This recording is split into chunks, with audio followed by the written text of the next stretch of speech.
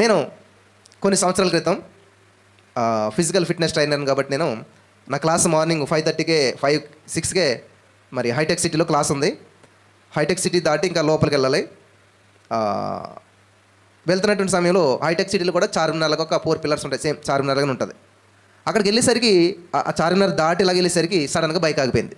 అయితే ఇంకా ఒక 5 మినిట్స్ అయితే క్లాస్లో ఉంటాను నేను, కానీ బైక్ ఆగిపోయింది. ఎర్లీ మార్నింగ్ మనకి హైదరాబాద్ సిటీ అంటే తెలుసు కదా. నేను మార్నింగ్ వెళ్తున్నాను, వెనక ముందు ఎవ్వరు లేరు. చూశాను అది ఎంత బైక్ స్టార్ట్ చేసినా సెల్ఫ్ కొట్టినా ఏం చేసినా అవ్వట్లేదు. అది దానికి ఉన్న సమస్య ఏంటో తెలియట్లేదు. నేను చాలా ట్రై చేశాను. ఇంకా 5 నిమిషాల దగ్గర 4 నిమిషాలు ట్రై చేశాను. ట్రై చేసి ఇంకేం చేయాలో అర్థం కావట్లేదు. ఇంకా ఏం లోపం ఉందని చెప్పి ఇట్లాగా చూస్తూ ఉన్నాను. ఈ లోపల ఒక వ్యక్తి నిలబడ్డాడు పక్కన. నిలబడిన ఆయన ఏం వచ్చాడంటే ఒక టర్నర్ స్క్రూ అని ఉంటుంది మాట, ఇంత అది పట్టుకుని వచ్చాడు. ఈయన ఎందుకు వచ్చాడంటే ఏంటి ప్రాబ్లం ఉన్నాడు, అదే బైక్ స్టార్ట్ అవ్వట్లేదు అంటే ఆ పక్కకి తిరిగి ఇలా చూసి ఇది పెట్రోల్ ఓవర్ఫ్లో అయిందని చెప్పి ఒక చిన్న బోల్ట్ ఉంటుంది తిప్పేసేసి అందులో పెట్రోల్ అంతా అలా పైకి బయటకు వచ్చేలా చేసేసాడు. చేసాక అది బిగించాడు, ఆయనే టైట్ చేశాడు, మళ్ళీ ప్లగ్ పెట్టాడు. ఇప్పుడు స్టార్ట్ చేయండి అన్నాడు. నేనేం చేశాను, అది ఇట్లా యాక్సిలేటర్ పట్టుకుని దాన్ని బైక్ని ఇలా స్టార్ట్ చేస్తాను అనమాట.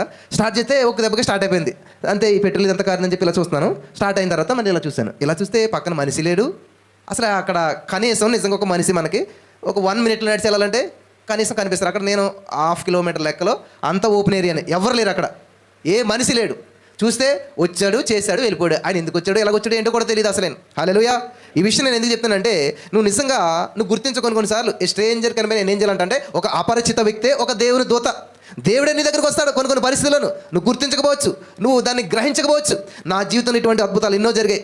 నిజంగా నువ్వు దేవునితో కనెక్ట్ అయినట్లయితే, నిజంగా నీ యొక్క మనసు దేవుని మీద ఆధారపడినట్లయితే, పరిశుద్ధాత్మ దేవుడు నీకు గైడెన్స్ ఇస్తున్నట్లయితే, పరిశుద్ధాత్మ దేవుని యొక్క గైడెన్స్ ద్వారా నువ్వు నడుస్తున్నట్లయితే, ఇంజనీర్ చేయవలసిన పని ఇంజనీర్ కంటే నువ్వు బాగా చేస్తావు. డాక్టర్ చేయవలసిన పని డాక్టర్ కంటే నువ్వు బాగా చేస్తావు. ఎలాగంటే సకల జ్ఞానములు ఆయన యందు గుప్తములై ఉన్నాయి. హల్లెలూయా.